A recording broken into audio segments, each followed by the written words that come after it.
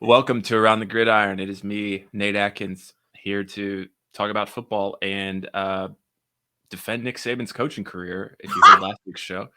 And I'm joined by Josh Keatley, renowned Nick Saban hater. Josh, how you doing? I'm doing great, man. I'm doing great. For those that listen to the podcast, all three of you, I hope that you understand that I do think Nick Saban is a great coach. I do hate him, but I do think he's a great coach. So, I thought that was one of the better podcasts we did. And for those who are only listening, you cannot see Josh, who I'm about to screen clip right here. Josh, how would you describe your outfit? So this is the exact same jacket I wore back when I was jacked to the casino to pit on the MILFs when Kevin Bacon and the Bacon brothers were playing. I don't know if you know that. Kevin Bacon has a band with his brothers.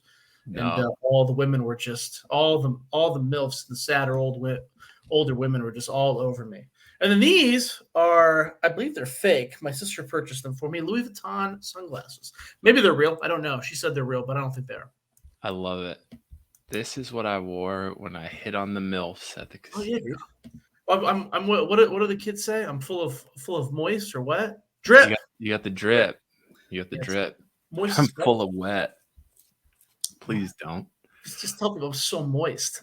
That's what they say. You're a lord. No. Get that going. No, please stay dry, Josh. Stay dry. So what's up with you, man? How was your last week? And I broke even in both the NFL and college football. Dude, it's so weird. I won my first two games again, just like last week. Okay. And then the last two games, the Pac-12 fisted me. And I went 500. I don't know what's going on, man. I was in the first two by a large margin, too. I took Tennessee and I can't remember who else by a large margin. And then everything fell. I took Oregon at the back end, and I think USC. I don't think I watched a lot of football this weekend. I watched the Bears. That's good. It's going to make for a good podcast. Yeah, I'm trying to think of who played in college that was like worthwhile. What was the big game this week? Well, so I was at Ohio State, Indiana. So, and then that was a noon game, so I was able to make it home. I watched Wake Forest lose to North Carolina outright. I had money on Wake Forest. That was the second afternoon. That was the second. Yeah, I keep seeing people say Drake May for Heisman. Okay, I guess. He's got a better case than CJ Stroud right now, I think. It's between those two dudes. But you watched the Big Noon Kickoff, and then that must have been when you texted me. These guys on the Big Noon Kickoff are incredibly good looking. So you don't realize how good looking they are until you're there in person, dude. Okay. So the first time I realized how good looking they were was against I think it was Iowa. It was a couple weeks ago. And I mean, I've been to a lot of games. Been a lot of game days, been to a lot of Big Noon Kickoffs. I don't really go to the festivities. It's usually just a lot of people. You can't really hear them. There's nothing really going on. So, but the first time I see the Big Noon guys, Lee Corso is a smaller guy. He looks kind of frail, like an old man. Desmond Howard just looks like you're an average size individual. He's not super big. He's not very attractive. You know what I mean? Like he just looks like a dude. I've never seen. I don't think I've seen Pat McAfee in person. I don't think I've seen Game Day since they've hired him. Have I? I don't think so. Like there's no one that's Brad Nessler. There's just nothing that stands out. But the Big Noon Kickoff, I'm standing on the sidelines pregame, and I see from afar this dude who's got his suit is just out of this world, bro. And I thought, and it was, you don't really know if it's a recruit or I mean, it looks like an older guy. So I don't know if it's a former player or because a lot of times guys like Orlando Pace, they come, and, if you haven't seen them for a while, you don't realize how old they are, stuff like that. So I'm like, okay, who's this guy? And he's got these Jordans on. He's 6'5". He's got these broad shoulders, great head of hair. And I'm like, God damn, that's Matt Leinart. So I'm like, oh, that's good looking. I didn't realize Matt Leinart was so good looking. So I'm sitting there on the sidelines again. And again. So who's all on Big Noon? It's Matt Leinart. Brady Quinn. Reggie Bush. He was the next guy to walk by me. Brady Quinn. Goddamn, that's another good-looking guy. He's been a good-looking dude for a long time. Yes, and then Reggie Bush. First of all, Reggie Bush, I didn't know. I've never seen him in person, but he's like 2 inches taller than me. He's not a very big dude. But I smell Reggie Bush. Reggie Bush walks by me like, what is that? It smells amazing. I turn around and he just looks like a god, dude. Just like he just built like a fridge, got a wonderful jawline, just crazy, dude. Smells great. We're outside. It's crazy, man. And Urban Meyer's not a bad looking old guy, right? Yeah, that chick at the bar didn't think so either. That's right. He's not a bad looking old guy. It's just crazy. It's crazy how good looking those guys are. They're all swagged out. They're all wearing $200 Jordans. They just look good, man. So somebody was sitting on Urban's lap at the end of that night, is what you're telling me. Oh, had to be. And it wasn't Mrs. Meyer. No offense, Mrs. Meyer. Long-time listener, friend of the show. Dude, I bet those guys get so much tail. I bet, dude, they just have to. All three of those guys. I think they're all happily married men, and we should not speculate. I don't know. I'm just assuming. Reggie Bush was with Kim Kardashian. Remember that? Well, isn't he with a girl that looks exactly like her? Yeah. Exactly. But probably more sane. So. Yeah, probably less rich though, to be honest. He's got to be filthy. I mean, he was in the NFL for 10 years. He was in the NFL for a long time. Now he's doing Wendy's commercials. Making, you talking about that $5 bag, he's making the bag, bro. Don't tell him the pretzel bun's only back for a limited time. I think he was the only one that had a little bit of an entourage with him. But sometimes you don't know if it's an entourage or if it's just dudes following him around. You don't know. Yeah, just because they love Reggie. And then who's on Game Day? Game Day is really boring, right? You got Kirk Herbstreit, Pat McAfee, Reese Davis, and Desmond Howard, and David. I did a thing with them. It was all digital on Zoom. It was Desmond and Reese for Notre Dame Clemson that year. DJ came, and I think Notre Dame ended up winning in overtime. Desmond's a good dude. He is? He's a nice guy. Because he doesn't seem like a very intelligent person. He was nice. I think I've got the video on YouTube of some of the questions I asked and talked to him about. They were solid. Reese is also a really good dude. I don't know him at all. I've seen him on TV. He's more of the straight guy. He doesn't really have football takes. But Desmond, every time Desmond opens his mouth, is this just because Desmond went to Michigan, dude? Is that what this is about? No, because I like Devin Gardner. Devin Gardner does a really, really good job, and he went to Michigan. He does the first time I heard Devin Gardner, I was like, man, who is this guy? This guy knows what he's talking about. And I was like, oh shit, that's Devin Gardner. But that makes sense. The former Japanese League MVP, I believe he was. Where's Devin Gardner from? Michigan. He was the quarterback. He's from Michigan. Oh, I don't know where he's from. He's probably he's from Michigan. He's from Michigan. He's actually from Michigan? Yeah, he's from Detroit. Because that was during I think he was the guy that replaced Denard Robinson. So I thought that he played Rich Rod was still there. Sagamihara Rise in 2016. Yeah, dude, I think he was the MVP. Yeah, he was. He was Rookie of the Year in the X League. Yep. Very good. Him and Shane Carden from ECU. 55 teams. The X League has 50 teams. Their league, not really. They have you'd have to ask, Bill Carroll would know. Bill Carroll watches a lot of Japanese football. But it's like a promotion and relegation, so they've got like lower tiers. Yeah, but Devin Gardner was the best, and then before Devin Gardner, I believe it was Shane Carden, the quarterback from ECU, who couldn't quite hack it in the Arena League. Japanese League's just a little bit lower than the Arena League, but there's only like a couple Americans that go over there because I don't think they make a whole lot of money. The Rice Bowl seems like interesting. I didn't know this thing existed until freaking 5 minutes ago. Really? No, the shimmy girl wave. I did not know that, dude. The more I was trying to follow. The more interesting league is like there's like what's it called? It's the European League. They took a bunch of the old NFL Europe team names and just dragged it over. Just they're still using those names. But that running back from Penn State that was really, really, really solid. Hunt, I think his name was 05, 06. But he was Evan Royster. No, because Evan Royster was really good. This guy was okay, and then he started a couple games with the Eagles, and he just disappeared. And then he came back, and he led that league in rushing 3 years in a row at the age of Penn State. Yeah, I thought his name was Hunt. Oh, that's like Roy Halou. You know what? That might be it. I might be wrong. I'm trying to look at Tony Hunt, dude. Yeah, he was a third round pick. And he was done in the league in 2008, and he came back for the Vienna Vikings in 2011 and led the league in rushing, and he just dominated that league. But he was done with football for like 3 years before he did it. Who is And then Tony Hunt? you don't remember Tony Hunt? No, dude. I tried to type Tony Hunt into Google.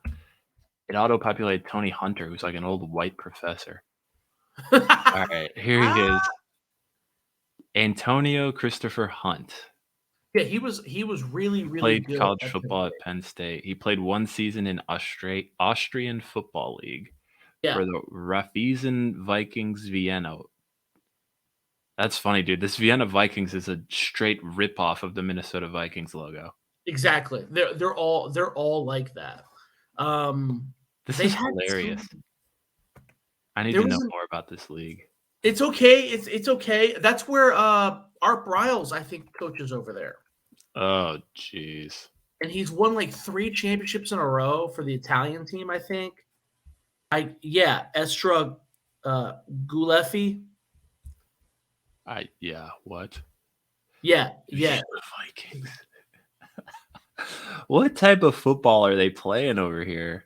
Oh, look, it's not that 2 Americans on the team too. Yeah, there's a couple. Yeah. You can't there's usually like one guy. They have a ladies team, Viking ladies. I don't know anything about that. Viking ladies, Zoom Malen Folgmeister. Don't know what the fuck I just said there. Get Zoom tickets in the ticket shop. You'll see a lot of guys like, dude, look at this chick. How old? This girl looks like she's like not pro age at all. It's not a third world country. They should be. That looks like a child. That does look like a child. Like, this looks like a girl, like a 15, 16-year-old girl here. Well, maybe it's like their college. I don't know. Maybe it's college chicks or something. I don't know. That does look sick though, with the mountain in the background. I will say that. That is a very scenic place. All right, here's American football. Yeah, look, they have all these teams. 10 flag, U12, U4. So it's like a league, and then they've got an actual. So they're like playing football out here. Yeah. Wow. And you can stream some of those games. Can you bet on these games? God, no. Oh my God. Well, I mean, you probably could, but why would you want to? Oh my God, dude. I bet you these games are like fixed. Like somebody's talking to the Lady Vikings being like, hey, look, I don't need you guys to score in the 4th quarter. Someone's talking to if you got a shot at the end zone, if you're up 6 and you break away, I need you to fall down. I'd love to see the attendance of those. Friends and family. That's what I'm guessing. Yeah. More people at those games listening to our podcast. That's typically viewed as lower level than arena football, like as far as the pay structure goes. But arena football is kind of dead now. Now you're looking at like the indoor football league, which is it might be on the same par. I don't know. Indoor football league doesn't. Those guys have to have second jobs too. Dude, speaking of random leagues, the XFL is back. And the draft was today. Did you see who the number 1 overall pick was? Abram Smith, running back from Baylor. Was it? I don't know. So they do. So okay, this is a good topic. Let me ask you this: if you're starting a league, okay, an expansion league, do you want me to give you the examples of all the expansion leagues that have occurred since 2000 and how they've gone about the drafts? Sure. Sure. So the original XFL came around in 2001. Okay, in their draft, they had the 8 teams, and they pulled the names out of the hat, and it was a snake draft, and everybody was available. So I don't remember who the first pick was, but let's say you wanted Tommy Maddox. You draft Tommy Maddox. Okay, the LA Extreme draft Tommy Maddox. Then the Memphis Maniacs draft Jim Druckenmiller. And then the Chicago Enforcers draft the running back John Avery. So if you go quarterback, running back, defensive line, it didn't matter. It didn't matter what you wanted to, how you wanted to draft. Ever since then, every expansion league, USFL, XFL 2.0, XFL 3.0, AAF, they've all had these weird quarterback showcases.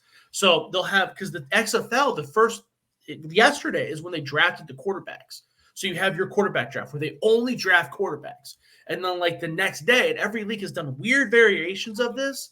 But like, and I don't like it. I don't like it. So like the next day they'll do like skill positions. So running backs, wide receivers, tight ends. And then the next day it'll be offensive line. And then the next day it'll be defensive line. And then the next day it'll be defensive skill guys. And I don't like it. To me, that's not really your first pick. That's just the guy that's in that spot, right? Yeah, go ahead. I'm gonna like fucking make noise here. Can you mute me for a second? Can I mute myself? I'm trying to like. I'm gonna. I got you muted. I don't know. You want to give me a thumbs up when you're ready? It sounds like you're like, I don't know, just masturbating the microphone. Anyway, so this is the second show where there's just been awkward silence for an unforeseen amount of time. But I guess I'll just keep explaining these drafts that no one cares about. But to me, I don't like the way they do that because it takes the uniqueness away from the team. Right? Oh, here you go. You're ready. Oh, he's holding the mic like Bon Jovi. I like it. Yeah, that's right. I'm gonna. What's the deal with cars? You know, like fucking. Like a stand-up comedian. Dude, yeah. So that sounds like the dumbest way to draft. So I said that, but Jeff Risdon, who I respect very much, my boss for goddamn 10 years now, or he was before I left Browns Wire. He says that the reason they do that is because it makes it a more level playing field. I don't see that. I don't understand that. Level for what? Level for what? Because they're trying to make the teams as even as possible. So if you focus on the quarterbacks, everybody gets their quarterback, then you move on, right? And everybody gets to running back to wide receiver. It's supposed to even the playing field so that the league isn't terrible, right? So there's not one really good team smashing the other ones. But first of all, I kind of like watching that. When the Orlando Apollos were just smashing everybody in the AAF, when Steve Spurrier was coaching them, and they had I can't remember the quarterback that ended up playing with the Browns and Dearness Johnson. I thought that was fun when they were putting 60 points on everybody. Second of all, I feel like I don't understand how that makes everything a level playing field anyways, because if you have the number 8th pick, you're getting the worst quarterback. There's 7 quarterbacks went before you. If you have the 8th pick, wouldn't you rather be like, well, I'm going to take the number 1 wide receiver? Because that's what. Of course. Does that make sense what I'm saying? Yes, absolutely. That's why that's a really stupid way to do the draft, because I don't get it. Now I'm getting the worst quarterback out of all of them, unless it snakes, and then I get the best running back in the next round. You know what I mean? Like it does snake, but you're still. I guess that evens out, but I don't. What a dog shit. That's why I folded. That's why I folded right there. That stupid reason. So that you can't run a league like that. But you might as well just. But okay, so back to that. Maybe that guy was the first overall pick, and I just misread it on the internet. I thought Vic Beasley was the first overall pick. No, because the draft, they picked defensive guys last, especially the front 7 is how they did it. So Vic Beasley was like the 3rd to last pick, dude. Which is crazy because I retweeted that. I'm like, this dude is in the XFL now, and he set the single season sack record in the not record, but he was the sack leader in 2016.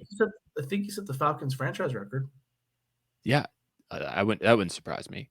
Well, John Abram was there, but anyways, I'm like, this dude was a dude. Yes, and now he's in the XFL.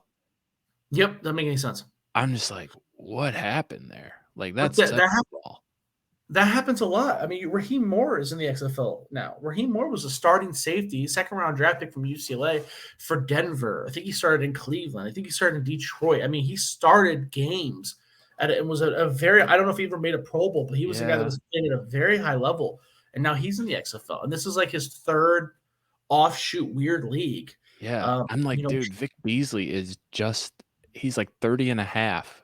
I know. And it's over. Yeah, and honestly, at a 15 and a half sack season. And he wasn't the first outside linebacker taken. He wasn't like there were other guys taken ahead of him in that little weird realm that that's crazy. Yeah. Yeah, and I know Raheem Moore. How old's Raheem Moore now? Raheem Moore is older than Vic Beasley. He's old. Yeah, he's Raheem Moore is not by much though. Raheem Moore is almost 33. Oh, so is that right? Yeah, he's 32 and 278 days. But he's been playing in bullshit leagues like that for a while. He's been out of the NFL since 2015. The Browns is the last team, right? Houston on this. I see him in a picture wearing a Browns jersey, but he doesn't have any stats with the Browns. No, dude, they cut him before the season started. Yeah, so he was just there for picture day. Yeah, there are recognizable names. Raquel Armstead, who was the running back at Temple, broke all those records, had a pretty good rookie season in Jacksonville, and then got COVID or sat out the COVID year, and that was it for him. That might be a guy to watch out for. Kale Warren, the tight end from San Diego State, he was the guy that was a big combine freak, and everybody's like, oh, my God, he's going to be the next best tight end. And he was terrible because anybody who watched San Diego State football knew he wasn't going to be any good because he was the number 2 tight end at San Diego State. There's guys that are just workout warriors. I think that's really hard for people to grasp is like sometimes there are guys that are just really good at working out. You know what I mean? And like it doesn't always translate. Like, yes, some of the best players are also freaks in the weight room, but there's also players that are freaks in the weight room and are not good players. Well, I think the thought process is, if surrounded by the right coaching, the right staff, they'll be able to, I don't know, allow that athletic flower to bloom. Yeah. But a wise man, it's funny. This will be the second time I brought up Bill Carroll during this podcast, but because I used to be like that. I used to be like, this guy's a freak. And Bill Carroll was like, why would you think he's a freak? He couldn't get carries in college. Right. No, that's huge. His college staff didn't want to give him the ball. What do you think an NFL team's going to do? And I'm like, oh, okay. And there's a reason why. Like you brought up Tariq Cohen, right? Like Tariq Cohen wasn't the bell cow back at North Carolina A&T. So it's like, how do you expect him to do that at the Bears? And I don't think anyone did, but when the Bears started featuring him more, he started getting hurt more. Yes. So it's just that unwinds. Caleb Ellaby is another guy that I really liked at Western Michigan. Heard that name in a minute. He declared early for some. I don't know why he did that. I don't know if it was because of Sky Moore. I don't know if he got bad advice, but he got drafted by the Houston Roughnecks. So that'd be kind of cool. That might be maybe the next Taylor Heineke, or you know what I mean? Like, I like Heineke. He's fun. I don't know he's a good football player, but he's fun. Yeah. Well, and he didn't even start in the XFL. Everybody talks about him at the XFL, but he was behind PJ Walker. Teamo. No, Jordan Teamo. Teamo? Ole Miss legend? Yep, that's right. Teamo's in Canada now, right? I think is he on the Chiefs practice squad? Maybe. He was the quarterback for that team when I tweeted out. I'm like, dude, Ole Miss had AJ Brown, DK Metcalf, and Dawson Knox. Yep. And they won like 5 games. Yep. You were terrible. Oh, I'm sorry. He's with the Tampa Bay Bandits, bro. He just didn't have a very good year at the Bandits last year. So he is in the U.S. I thought he was in Canada. Was he ever in Canada? Am I thinking of Jeremiah Masoli? Am I being racist? You're definitely thinking of Masoli. You're definitely thinking of Masoli. I'm being racist because Masoli came to Ole Miss. Dude, it's so funny how that happens. Like, I mean, look. All right, yeah, if you're a white person and you're racist, that's terrible. But you're not the only person. If you're a white person and you're racist, that's terrible. Because I'm falling into the same trap. I saw someone said, oh, man, who's this guy, Jawan Pass, that got drafted? What a great name for a quarterback. I'm like, dude, I remember when Jawan Pass was supposed to be the bigger Lamar Jackson. And then I remember when Malik Cunningham was supposed to be the next Lamar Jackson. It's like, after Lamar Jackson, every black quarterback that could run at Louisville was the next Lamar Jackson. Well, I don't think that's right. So I don't maybe that's stereotyping. We'll call it. But I don't think. Well, no, those guys recruit a certain person, right? No, I hear you. Yeah, they've got a system and they have a guy. Yeah, and you did this, and it's just like when people say that, to use a white example because I'm white, when you think of, who was the name of the wide receiver? Wes Welker, Brandon Stokely. My God, Julian Edelman. That's not racist. It's just those guys all. Or I hate that anytime there's a white receiver, they're like, "Oh, Belichick's gonna love this guy." It's like, what? Like, oh, he's gonna be a great New England Patriot. It's like, maybe. To be honest, there have been some random white guys that have, like Chris. Once Chris Hogan became a 1,000-yard receiver, I was like, maybe Bill has a little bit of a system here. Maybe he's got some. Because Welker was a good player. Edelman was a good player. Not really. Hogan. But neither of those guys were very good. Edelman was a good athlete. Wes Welker was with the Dolphins and the Chargers for like 2 weeks. before he ended up in Belichick's lap.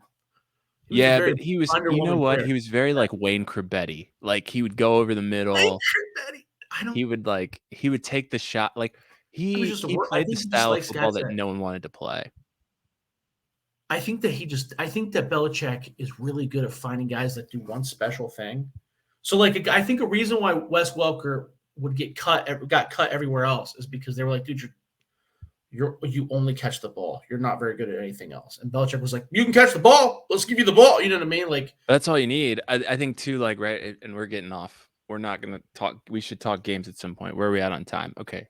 After I say this, we'll pivot to the by NFL. the way, before we pivot any more further, Jawan Pass, you confused me with the Louisville comment. I forgot he went to Louisville. I had to Google because I remember him at Prairie View A&M. I don't remember him at Louisville at Yeah, all.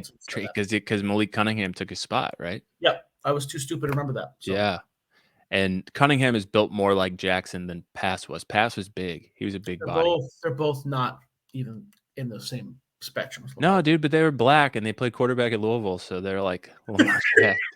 You know what I mean? Like just. But I don't think that's racist because no one compares him to Teddy Bridgewater. No, right? I don't. Yeah. I mean, racist probably isn't the right word, but you know what I'm getting at, right? And that's why. Yeah, totally. That's why I was like, oh, Masoli, because Masoli came from Oregon to Ole Miss, and then I swear I could be off. It might have been I want to say Bo Nix, but it's not Bo Nix. It was Bo something. He had long hair and he was a quarterback at Ole Miss. He might have been in between. So you got Chad Kelly, you got Javon Sneed. Chad Kelly's up in North. Javon Sneed passed away. Yeah. Bo Mitchell. Is it Bo Mitchell? Bo Mitchell? No, that's Bo Levi Mitchell. Oh, Levi Mitchell went to like Western Oregon or something. Bo Wallace. Oh my God. Bo Wallace? Yeah. Was Bo Wallace in between Masoli and now we're just playing naming guys. Oh wow, Bo Wallace is the quarterback's coach at Holmes Community College, but he went to Last Chance U. Yeah. Holy crap, dude, I forgot about Bo Wallace even existing. Bo Wallace wasn't good. Did he start his last year or did he get benched for one of those guys? He started, but he had 3,000 passing yards. He would have had to start. Yeah, he was a starter. I'm trying to figure out 2014. He was not good. Yeah, they went 1-0 because they had to vacate the Hugh Freeze wins. And I want to clarify. They went 9-4. I don't want it to sound like I'm shitting on Bo Wallace. None of those guys that we're talking about were very good. Dude, he was probably. Look at this team: Bo Wallace, Laquan Treadwell, Evan Ingram, Laramie Tunsil. Then on defense, you got Robert Kindici, Sinquez Golton, Mike Hilton. That's who they were paying those guys. Remember? Yeah. They went 9-4 with that team. Yeah, and then had to vacate the wins. They got blown out in the Peach Bowl by TCU. Who's a quarterback the next year? Sorry, guys, we're going down a rabbit hole here. Dude, it had to be Javon Sneed, bro. But I guess my main point was, and this is why I'm like, oh, it's racist isn't the right term, but I'm like, oh yeah, they had that one Samoan quarterback, and then Te'amu was the next year, but I don't even think he was. I think there was a big gap between him and Masoli. I think there was, because Masoli was before Bo Levi Mitchell or Bo Wallace. Yeah, Te'amu was the quarterback at Ole Miss, 17 and 18. I think with Chad Kelly, then him. Yeah, Chad Kelly really screwed up. Also a Last Chance U guy. So what did I say? 17, 18? He's about to get a big fat ring, dude. 17, 18 was Tamu, and then Masoli was at Mississippi in 2010. Yeah, dude, he's been gone for a while. He's been gone for a while because that's what I mean, man. It's not racism, but I was literally like, yeah, didn't they just play back to back? There's 8 years between them, like. But they don't. Because Ole Miss and their Samoan quarterbacks, man. but that's what you do. You know what I mean? Like that, 100%. That's why it's always so funny when it happens, because it's just like, I don't think that's right. Well, and they both. Let me Google before I say something stupid. Don't they look alike? Is that what you're gonna say? Before I up the racism. No, they both have some. Okay, thank God I Googled it before. They both have giant tribal. Yeah. Oh, dude. Too. Yeah. Oh, that's so funny. So, right? That's like not, again, this, I don't know if it's racism or what, but I swear when I turn on a BYU game, I'm like, these kids have been playing at BYU for 30 years. Like these are That's I what don't I'm keep up with saying. Some of BYU enough, these things. but I'm like, these are the same kids. Like you could, because they all look the same, right? They have this random mix of like Samoan kids and like scrappy white quarterbacks that I'm like, you could, if you didn't put the names on the back of the jerseys, I would just think they've been rolling the same kids out there for 20 years. But but that's not racism. Because you could say everybody on the team. The white guys look exactly the same as the last. Oh yeah, oh yeah, for Because sure. the quarterback is always 18 years old, an 18-year-old virgin, and then the linemen are always 32-year-old overweight. Right? 100%. They all look the same. They all exactly. look the same. That's what I mean. If you turn on a BYU game in the year 2002, and then you went into a coma until today, and you turned on a BYU game, you'd be like, "Oh, it's just the same team." But that same shit is the reason why trends, when you're betting in college, trends are much more vital in college than they are. You know what I mean? Because you could go, it's just like Wisconsin. Well, they got those white linebackers. They're slow, but they're never going to miss a tackle. You don't. Oh my god, dude! You don't have to look at a roster. You just know. You know what I mean? It's like, Wisconsin football for sure is the same. Wisconsin basketball is even worse. It's always like a bunch of tall white guys that can shoot threes, and then like one black point guard that like slashes and gets in the paint. Like every year, that's their starting five. Like you can set your watch to it. Who was it? I can't remember who it was. It was a long time ago. My dad doesn't watch a lot of pro football. He watches a lot of college football, but he remembered I can't remember who the Browns drafted, but they drafted a line. It might have been the Jordan Phillips year. No, it couldn't have been. It had to be older than that. It might have been the Joe Schobert year. Oh, Schobert, yeah. But they drafted the linebacker from LSU, who was more athletic, or I think it was LSU. They drafted the linebacker who was more athletic. And my dad's like, "Hey, did they draft that white guy from Wisconsin?" I'm like, "No, they drafted the more athletic guys." No, big mistake. Big mistake. Those white guys in Wisconsin don't miss tackles. I'm like, dude, you can't. That's right. Hey, look at Jack Sanborn, baby. Look at Jack Sanborn. Yeah, he didn't even know his name. 3 years later, the guy's like a Pro Bowl. I think it might have been Joe Schobert. It was a goddamn Pro Bowler, or T.J. Watt or something like that. Dude, Wisconsin, they don't miss. Not all the time, but sometimes that's how they don't. It's one of those things, right?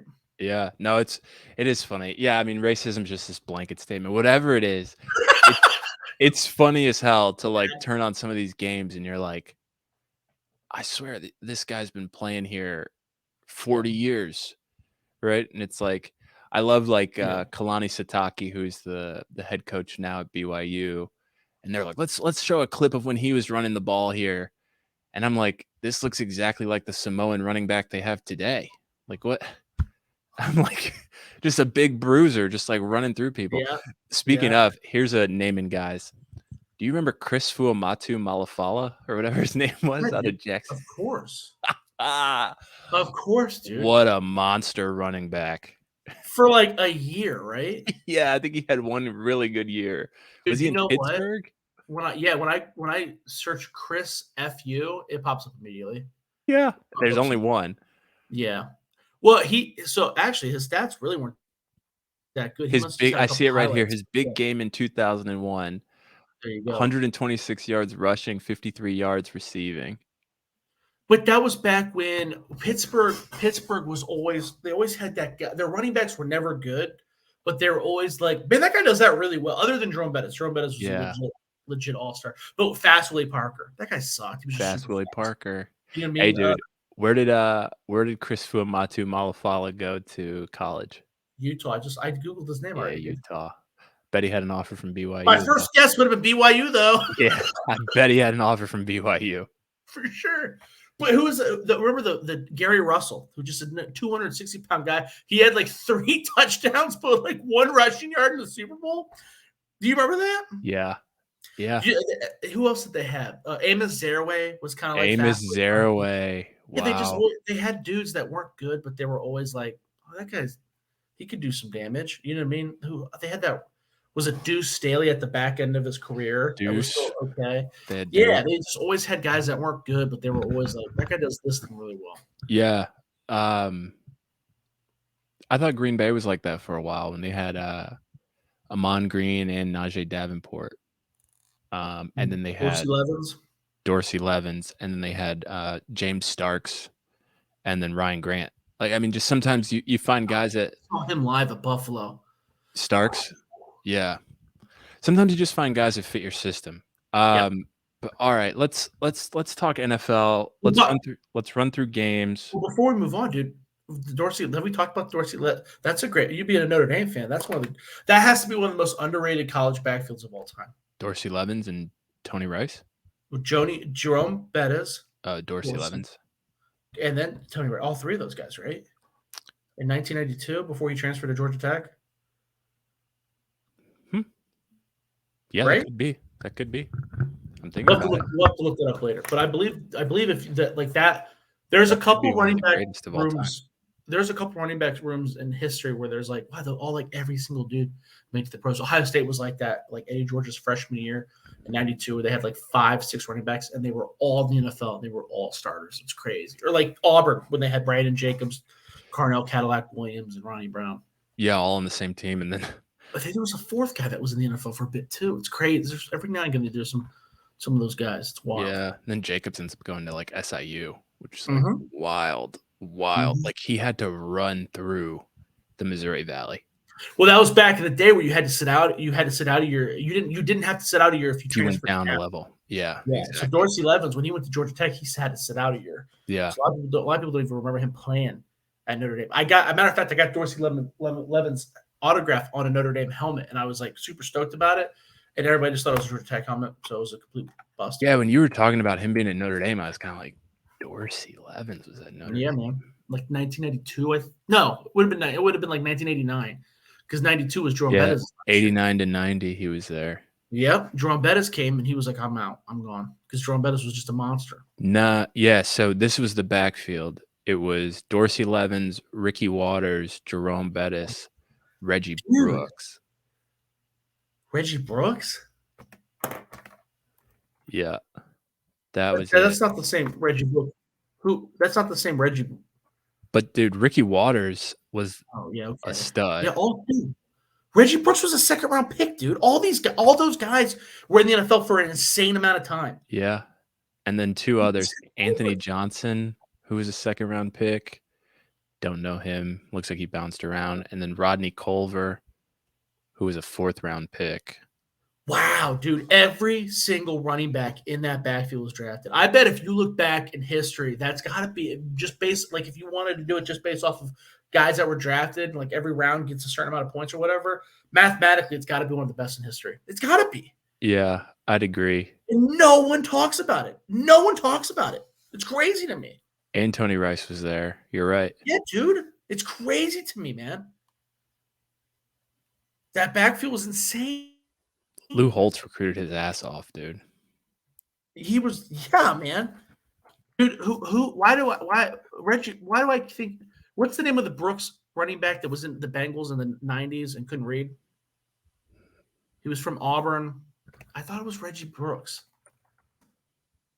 I don't know. Brooks can't read. That's what I'm going to James Brooks. I believe he went to court because he owed a bunch of child support. And in court, he was like, I can't read.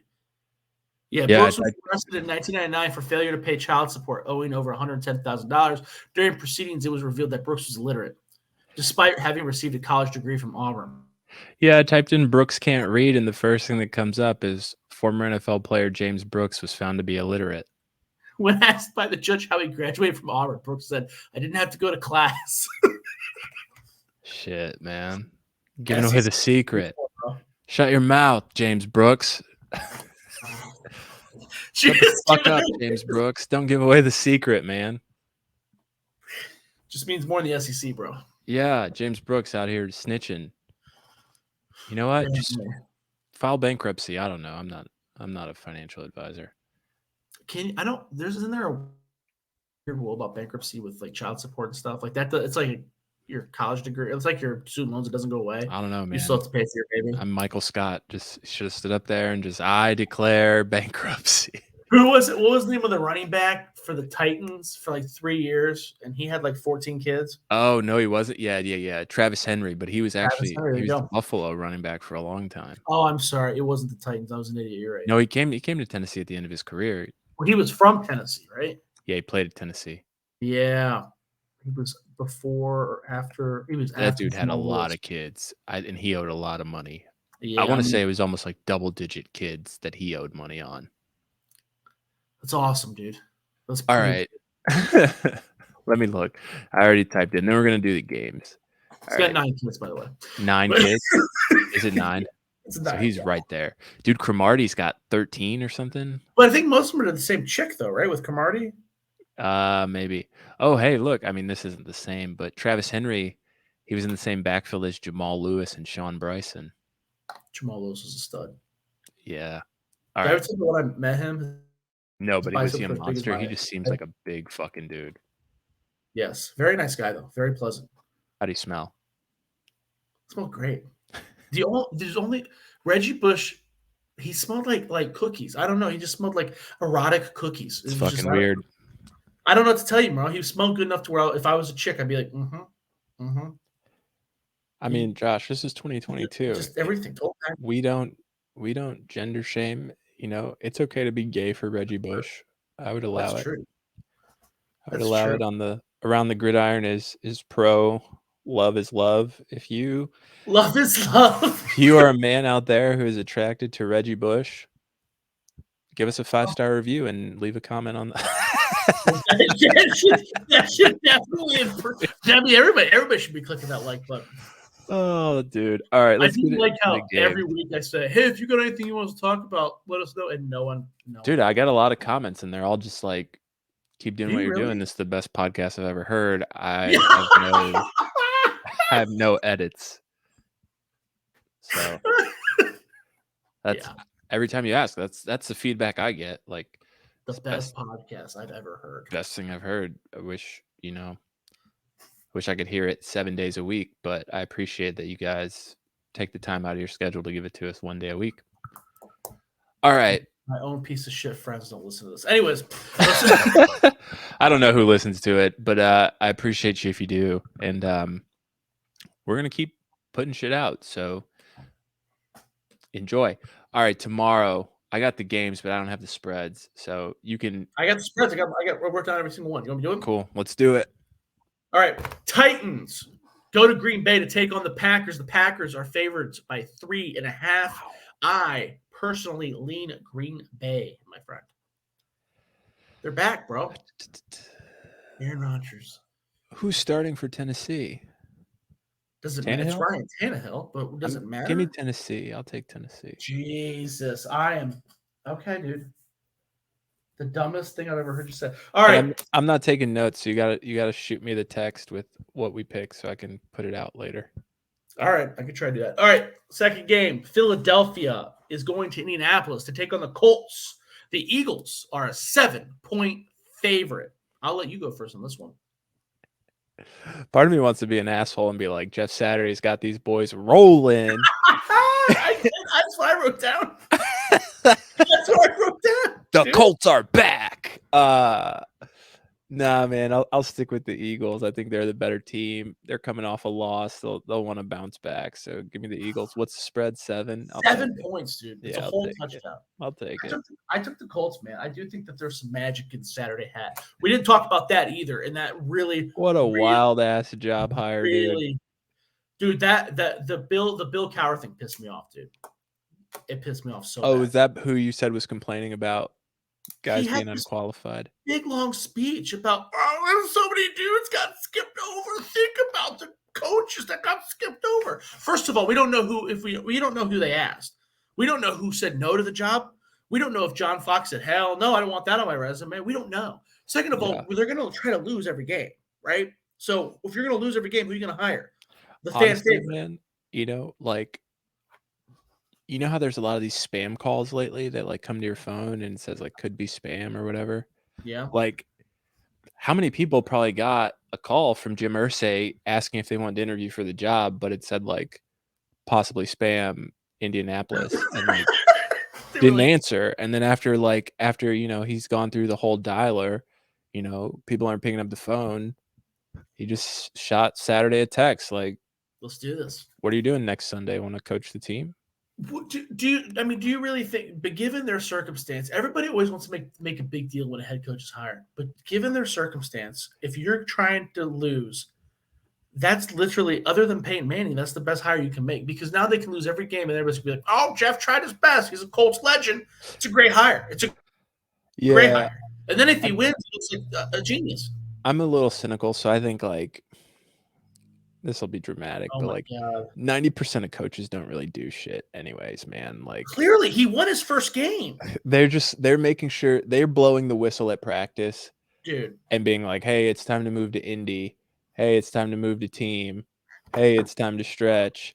Right? Like that's really what like most head coaches are doing. For sure, There's dude. a handful of like the Sean McVays and the Shanahans and the Belichicks of the world that are actually out there probably like X's and O's-ing it. But a lot of head coaches really are just like a manager. So Dude, and yeah, I'm not saying that he was a good hire by any means. This is not. I'm not a Jeff yeah, I don't Saturday. give a shit about him getting hired because I'm I just don't like, give a shit. Yeah, I just think it's funny that guys like Bill Cowher are staying up there. Literally, they retired and just were like, "I think I'm gonna go be on TV now. oh Here's yeah, my get a few resume." million bucks. Yeah, get a few million bucks to be on TV. Yeah, it's Or like, get a radio show, like Phil Simms gets a radio show and yeah, dude, you just got that job handed to you. And it's not like, first of all, it's not like Bill Cowher had to do the grueling GA hours either. He yeah. retired the next year. He's a special teams coach. The next year, he's a special teams coach for who? Oh, his old coach. So that's not like he had this grueling, taxing. I mean, 8 years later, he was the head coach of the NFL. Yeah, I It's mean, not. these guys, they never wanna I admit mean, he that. deserved it. Bill Cowher's a great person, great coach. I think he's good at his job. But dude, Jesus Christ, dude, get off your. I mean, you know what I mean. You're talking about a league where 14% of all the employed coaches are relatives to other fucking coaches. Let's chill Yeah. out. Well, we were talking about it a while back when we were talking Flores and McDaniel, but it's like, dude, McDaniel's like boys with the Shanahan family, was Yeah, the ball boy for the Broncos, has yeah, followed Kyle to basically every job, and then gets the Dolphins job. Like, how many people, did he beat out that were qualified for that job? Right? exactly. Yeah, The and it might work out. NFL It might not. is I not don't a know. meritocracy. I think that's like pretty clear, right? The NFL isn't always hiring the best person for the job. It's impossible to, and at a certain point, I kind of understand why, right? It's impossible. It's not like I work in insurance, so I got to get certain licenses. I got to take certain tests. I got to have certain qualifications, right? When you look at my resume, there are numbers and things that dictate, hey, I did that. You know what I mean? And the NFL is not like that. And it shouldn't be, and it's not going to be, and that's fine with that. And I made peace with that. But to act like what Bill Cowher said wasn't complete hypocrisy. And so, I mean, Yeah, he's somebody even just responded. crying. Yeah, He's and just somebody crying. it didn't make any sense. Coaches look out for each other. That's really what it is, right? Like, there's this little, Yeah, like what it there's is. this You're right. little coach mafia, dude, and once you're Yep. in it, they all look out for each other. It's why they get fired and they Yep. go work for, a different guy here or there. So, Yeah, and you he's know not in the mafia. right, and You nailed it. 100%. 100%. he's doing what he's doing, right? Oh, how did they hire this guy? They should have look, and I don't know whether John Fox got the interview or not, but they should have hired John Fox. Dude, we've seen John Fox plenty.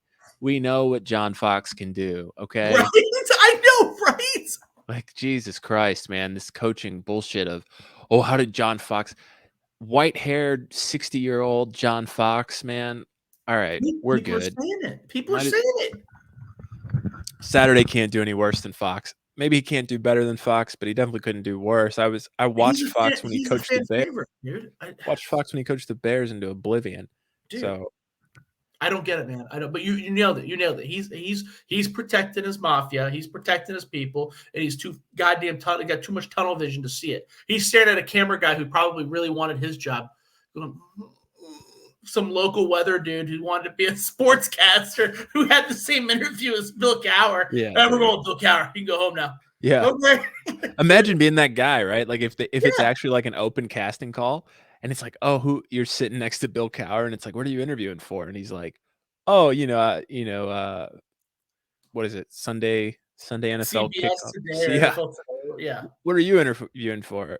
Nothing, Bill Cowher. I'm gonna fucking go home because you're Yeah. clearly gonna get the job. Like And what? he does a great job. I'm not bitching about him, but how can you do what he Yeah, does of and course. never go to journalism school, never go to? And then someone argued with me on Twitter. They said, "Well, it's not the same thing. You don't have to be good at broadcasting and being an analyst. You just have to know stuff." I'm like, you described a coach. Yeah, You right. described a coach. They're just like going to interview for a job at ESPN to be like a sideline guy, and like RG3's there. It's like, I wonder who's gonna get this fucking job, me I or know. RG3. And that's fine. I get it to a certain degree, right? Like, I made peace with it, but Bill Cowher's almost in tears. Oh no, Jeff Saturday was the center in the NFL for 18 years and a Pro Bowl center for 10 years. Probably gonna be in the Hall of Fame. Dude, chill out, Bill Cowher. Crybaby Cowher. Crybaby fucking Cowher.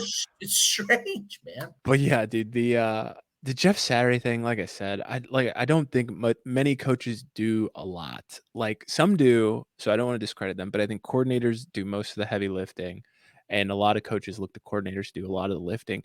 Even in college football, right? You know, your head coaches a lot of the times are almost like a figurehead or a politician. They're out shaking hands and patting donors on the back and doing call-in shows, and maybe they're hitting the road to recruit. But a lot of what they're trying to do is put guys around them that can get the job done. And they're doing all the other administrative tasks. Once you reach head coaching levels, the job becomes so much less about the job and more about all of the other BS, right? So like, yeah, you're managing your department heads or whatever. You know what I mean? You're manager of Walmart and you got to yell at the guy that's the head of produce. You know what I mean? Yeah. I mean, Carlson. He was a piece. This is exact bad example because he's a bad coach, a bad coach. But I mean, I talked to him maybe one-on-one twice. Oh yeah. I don't even think he knew my name, dude. Yeah. Like, you know what I mean? I think that's pretty common. Like I think people would be more shocked to realize like how few interactions you have one-on-one with a head coach in a college program. Like it's very few. Dude, I spoke to Derek Combs, who was the running back at Ohio State from like 98 to 2000. And I asked him, I said, how was Cooper as a coach? And he told me, the one time he talked to him was when he got a DUI. Right, but other than that, he said, that wasn't my dude. That wasn't someone I communicate with. He was the guy that basically said, you're on the team, you're not on the team. And that doesn't, he told me, Cooper's a great person, great human being. He was the one that recruited me, but if you're asking me about how he was as a coach, I don't really know, dude. Right. You know what I mean? And that's fair. And that's a really good point too, that you bring up. Like if you're getting FaceTime with the coach and you're not like an RG3, like you're a future first overall pick and the coach loves you, you probably got in trouble. Like that's probably why you're one-on-one with the coach. Like, or you're telling them you want to transfer. Right? Like, it's one of those three things. When I transferred, I didn't even talk to Carlson. I didn't even talk to Carlson when I transferred. That's funny. Did you? Yeah, I did. Yeah, I did for like 5 minutes. Really? Yeah, I was like, so I need my film, and he's like, nah, you can go buy it. And I was like, okay, fuck you. Really? Yeah. I talked to Knight though, so I talked to Knight was great. Knight was super dope. Yeah, Behringer was cool too. I was a little upset when I heard what happened to Behringer. I like Behringer. Yeah, talk about bad decisions. But yeah, I think that's my point. Like these guys, they don't realize, right? Like, and by these guys, I mean fans. You have such little interaction with a head coach, right? Yes, they recruit you, or on a recruiting visit at some point, you're going to meet them and they're going to meet your parents because they are the boss. They are the person that tells your parent, oh, I'm going to mold this person into a young man. But once you get on campus and once you're there, I mean, yeah, you see him at practice, everybody bring it in type of shit. But you said he's got the whistle. Yeah, dude, not, and it's different, right? Because I see certain things in basketball, for example, like Calipari has the team over to his house for dinners once a week or whatever. It's a lot less people, so it's easy to do when you have maybe 12 to 15, call it even 20 people on a basketball team, versus a football team with 100 kids. You know what I mean? Like the coach just can't know you. Urban Meyer did used to do that. He used to have guys over as, I believe he used to split it up to like offense, defense, quarterbacks, running backs. Like I believe he did. I think that's. He probably, he wants, but I'm sure that there's so many kids that once he learned your name, he moved on. You know what I mean? Like, well, I know, you were over at my house once. You know what I mean? The position coach is more your guy. Yeah, the position coach is your guy. I think you can get away with a lot if you're just a rah. If you're just a nice guy that you want to work. If the environment, it's just like a day job. If the environment is pleasant and you like your boss, you might be more willing to put in the extra effort. And I think that's kind of what the Colts got going on with Jeff Saturday. 100%. He's a dude. Great way to bring it back. Yes. Yeah. Yes. 100%. And I think he gets that, right? And him being a player really comes into play I guess that works, where he's just going to understand what these guys are going through. For sure, He's going dude. to understand when they're beat up. He's going to understand when they want to break. And I saw people being like, "Oh, he's going to call the plays." No, he's not. And Frank Reich probably wasn't calling the plays, Right. right? Like, why do I have an offense? This is Yeah. what pisses me off sometimes too. And I got mad about this with the Bears. Why do I have an offensive coordinator if my head coach is going to call the plays? Yeah. Well, the Colts, they fired their offensive coordinator. Everybody was like, "Why did you do that? You're calling the plays." Like, Yeah, but the remember that? QB coach can call there's other guys that can call the plays, right? Like, Yeah. Oh, yeah. it's time for other guys to step up, I think, really. And everybody, maybe Jeff Saturday is going to try out for a head coach. But if I was sitting in the Indy locker room right now, yeah, you're worried about your jobs and whatever else. But what I would also think is, if I'm a young cat and I'm a QB coach or I'm a whatever, and I'm going to get this opportunity to call plays, this is my chance to put something on tape, right? And say, hey, for these last 7-8 games, I was running the offense. We did da-da-da-da-da-da-da. Because again, that's what you're going to need when you go try to get this next job. And like we've said about other things, it's going to be who vouches for you, right? So Yep. how does that fourth string kid end up getting the GA position when Urban Meyer doesn't know he exists? Because he's fucking Charlie Hustle. And when it's time for his senior year, he's already talking to the coaches about, I want a GA. And then they Like start Kenny talking to Guyton. Urban. You know what I mean? You're Like, describing Kenny Guyton. oh, yeah. Yeah. Yeah. And so You're it right. just, Right.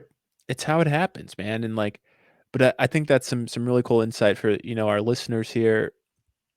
You don't know your head coach really. Like, you know him, but it's not like you're boys with him, right? And so sometimes you are, sometimes you're not. Sometimes it's just the guy who's going to help you get to the next stop in life. Now, Stacey Adams was cool though. So like Great Carlson, guy. I vividly remember avoiding eye contact with Carlson in the hallway. Like, oh shit, we're about to go pee next to each other. I'll go take this urinal. But Stacey Adams, Stacey Adams probably didn't know me either because I was just a freshman. But that was a guy that I had no problem stopping and shaking his hand. He was a very nice guy. Whether he was a good coach or not, I don't know. Yeah, I wasn't players coach. Yeah. Players coach. There was a video, and we're going to go a little over than what I wanted, but we'll get into the games in a minute. But there's a video that was going around, and I retweeted it, and it was showing Tua interacting with Brian Flores versus Tua interacting with Mike McDaniel. And I just said, like, look, I think these guys just have different personality types, right? Dude, but that's like, important, right? It is. It matters. It matters for sure. But I think there's a lot of guys, too, where it's like Tua's just there with Flores, and a lot of times it's just like, yep. Because again, like, the coach doesn't really matter. Like, you're telling you're telling me what I should be doing, and I also know what I should be doing. I appreciate the support and whatever, right? Like, I guess the point I'm getting at is you don't need Flores to yell at you if he's yelling at you to know when you're screwing up. Just like you don't need Mike McDaniel to tell you you're playing a good game when you're playing a good game. It ultimately does just come down to some of the things we talked about, where it's, do I mesh with this person? Do I like being around this person? Do I want to work with this person? And if the answer to those things are yes, then it's easy. But what happens in a lot of situations with players, Tua being one of those, is when you're young, you don't always get to have that influence, right? So it's more so the coach being like, no, I don't want to coach this guy. And you could sit there and be like, this guy's a fucking prick. Like, he's not giving me a shot, whatever. But it doesn't matter, because unless you've established yourself in the league at that point, 9 times out of 10, they're going with the coach, right? And the coach is going to run you out of town on a rail. And Miami went the other way and said, no, we like Tua. We're going to stick with Tua. Flores kick rocks. You know what I mean? So yeah, that situation is a little. That's such a dramatic. There's so much nuance there. But yeah, I do think if you don't think that Mike McDaniel's providing a more pleasant atmosphere or whatever it may be to Tua has played a role in him playing football, then that's literally. No, I think it does, but I don't think most players get that. You know what I mean? No, I agree with you. That's what I'm saying. I agree with you. And I think that's why most players learn to just be like, yeah, it doesn't really matter, right, who the coach is, right? Like, I know what I need to do. I know how I'm supposed to do my job well. So I'm going to go do my job well. And it doesn't matter if the coach talks to me 10 times a day or 1 time a day, right? Like, and you're more likely to notice the guy's a dick than if he's not a dick, right? Yeah. Because if you're like Matt Patricia, I think that was the problem with Matt Patricia in Detroit, is that like he had all these weird rules, and so if you don't talk to the guy and he's changing things up in a way that's more restricted to your personality or who you are as a person, you're not gonna like that guy. You know what I mean? He's the dude in Wizard of Oz behind the curtain. You know what I mean? He's just a guy, you're not gonna like him. Yeah, well, I think it's the Belichick thing, right? I think it's like yeah. people are okay, or they were at a certain point, going and playing for Belichick because they knew they had a really great chance at winning. Same with Urban Meyer in college. Right. And that's why some coaches get away. Like when Urban came to Jacksonville and all that shit was going on, it's like he was trying to live off of the clout he had built in college. And it's like, it wasn't happening. These guys in the NFL don't respect you that way. Right? Like that's the same old story with every college coach. Right. Nick Saban the same way. You remember the story? Yeah. I think we talked about this on the podcast. Yeah, when he's at the Dolphins. Where with Jason Taylor. Yeah, Jason Taylor's the nicest dude in the world. He told Nick Saban literally, "Don't fucking talk to me like that." Right. Like, you know what I mean? That's crazy. That you would never do that to your coach, but he did it, right? It's just a culture. And it's just like, these guys do not respect you, especially when it's a Jason Taylor, or it's just anyone who's like, I've been in this league longer than you, and I've been successful in this league. And on top of that, you haven't won anything in this league. So you have to come in with a little bit of humility. Like, your college resume doesn't fucking matter, Urban Meyer, right? Like Nick Saban. They're men too. You're talking to men. You're not talking to some high school kid that's wanting to make it to the next level. They're already there. They're already filthy. They're already there, and some of them make more money than you. Yeah, right? dude. And some of them have more pull in the organization than you. And that's my point, right? Is like, Tua got, it felt like, looking at some of the details, Flores was very much treating him like a college kid, right? Like talking to him like a college kid, treating him like a college kid, and then ultimately being like, hey, we got to get this guy out of here. We can't win with him. Versus McDaniel has come in with a little bit more humility, and he's probably been picked because of this to build around Tua. I don't think Flores was brought in to build around Tua the way Mike McDaniels specifically has been brought in to build around Tua. And I think that matters a lot. I think that matters a whole hell of a lot. And when we talk about the Bears, that's one of the things that I think people have been talking about and they're worried about is, did Luke Getsy, did Matt Eberflus, did these guys come in really with the intention of building around Justin Fields? Or did they just come in to take the job and make the Bears a winning team with or without Justin Fields at quarterback? And right now it looks like they're going to build around him. But for a minute there, it's hard to say. It's hard to say. It was hard to say. I agree with that, because that's an interesting point too, because I thought about that as well, where I was talking to someone and we were talking about the concerns about him running so often. I'm like, dude, are they just going to run that dude in the ground until they find Feels like it right now. Yeah. But you can kind of see. So his first couple games where he was running off the hook, it looked like he was just running for his life. Now it feels like there's more. I mean, they got Chase Claypool. I think it's getting better. It's getting better. I think there are obvious signs that, hey, we're going to try to make this happen. But you've been there. I mean, you know how it goes, and I've talked to some guys about it too that have been in these situations. Like,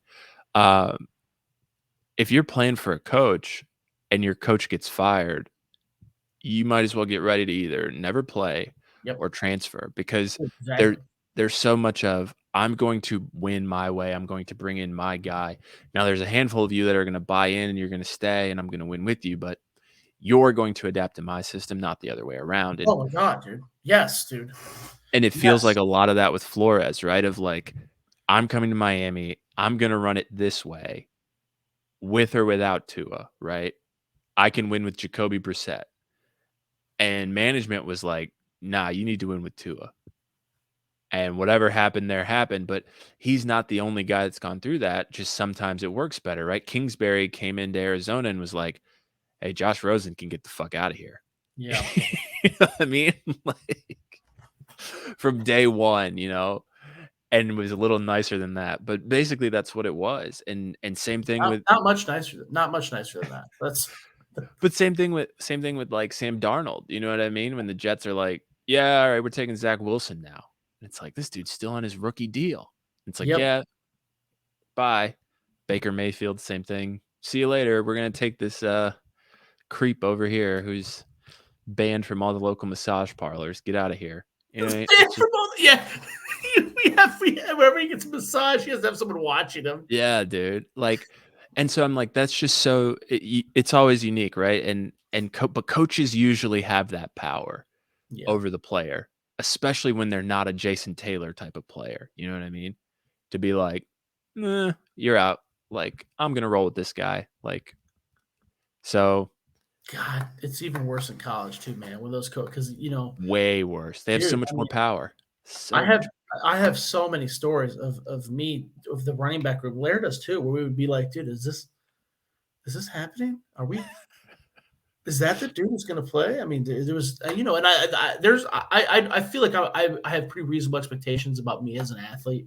I think that Isaac Wildermuth was a much better natural athlete than me. I can say that. I mean, the fact that he's still knocking out dudes in downtown Columbus, the casino, cage fighting or whatever, proves that. I mean, but even they were like, nah, you're too short. Like, it was just weird. It was weird, man. It was just weird. So, I'm sure you dealt with it on your end of the ball too. Everybody dealt with it their own way, but it was just, it was very strange. It's very strange. I've never been through something like that. It was very weird. Awful. But you see it, but now that I've seen it, now that I've been through it, you see it now, right? You're like, oh, that kid, I know why that guy didn't play, or I know what happened there. Oh, hey, that guy was really good as a freshman. They fired the coach. You kind of see what happened. You get to see that train of thought. No, I agree. And there's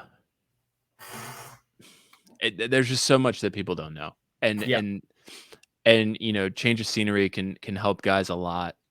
I saw something about Jerry Tillery.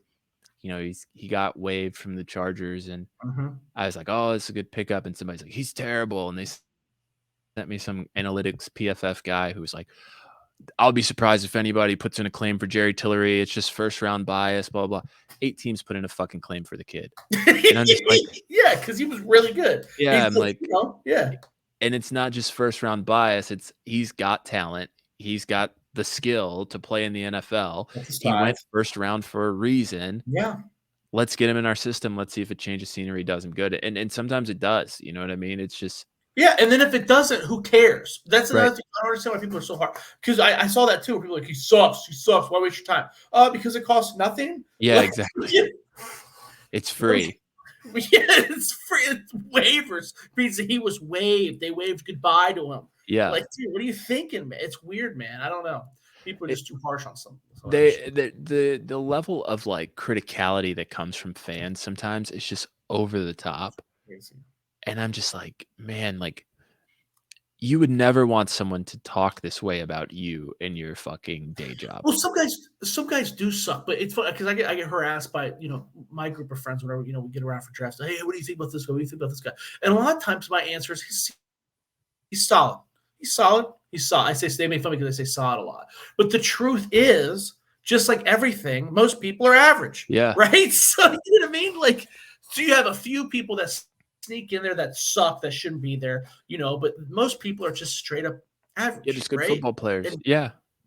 Okay, yeah, they do some things well, they do some things that aren't well. So if you get the guy that does something well and you use that thing that's well, you can be okay. If you get the guy that does some things well and you don't utilize that or you don't need that, he's going to have a rough time. It's just, there's very few guys that are good at everything that are going to shine no matter where you put them. Just like there's very few guys that suck so bad that they can't thrive in it. It happens. It does happen. Yeah, well, that's what pisses me off sometimes. Is like people are like always talking about fucking generational talents, and it's like, oh, is this guy that's why I kind of laughed about saying every next black quarterback was Lamar Jackson. It's like Lamar Jackson is Lamar Jackson for a reason, right? And the thing that's been pissing me off lately is like, oh, is this guy the next Josh Allen? Is DJ going to be the next Josh Allen? Is Will Levis going to be the next? There's only one Josh Allen. There was no Josh Allen before him. Maybe there was Ben Roethlisberger, right? But at the time, nobody was saying Ben Roethlisberger's college career was. Josh Allen had more physical traits, but if you looked at their stat, because that was the big knock on Josh Allen. Wow, look at how many interceptions and mistakes he made. Ben Roethlisberger was a better passer, but I'm thinking physical wise. I think Allen's a little bigger. He runs more, but just big guys. Yeah, no, you're right. Big arms. You're right. I was just saying that was the criticisms. But no one was saying, is Josh Allen the next Roethlisberger, right? And like that's the thing. It's like these guys are themselves, as cheesy as that sounds. So it's like if Will Levis is going to be the next anything, he's going to be the next Will Levis. If Justin Fields is going to be the next anything, he's going to be the next Justin Fields. He's not going to be Mike Vick. He's not going to be Lamar Jackson. He's going to be Justin Fields. And then we're going to do the stupid thing we do where it's, oh, is this quarterback the next Justin Fields? And it's like, no, he's not. Like, and he will not be.